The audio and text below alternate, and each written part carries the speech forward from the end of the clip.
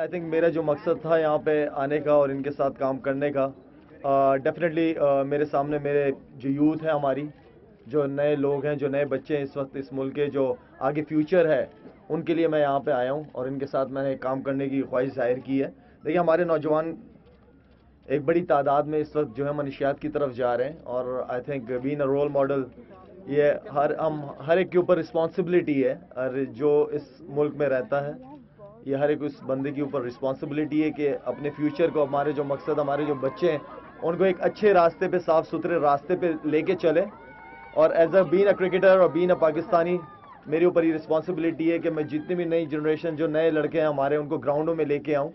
जिनका ताल्लुक स्पोर्ट्स से होना चाहिए। इसलिए कि स्पोर्ट्स से ज़्यादा ज़बरदस्त मैं समझता हूँ कि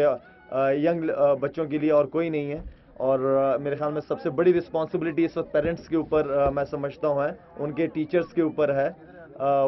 जो कि इस काम को और बेहतर तरीके से, बेहतर अंदाज से कर सकते हैं।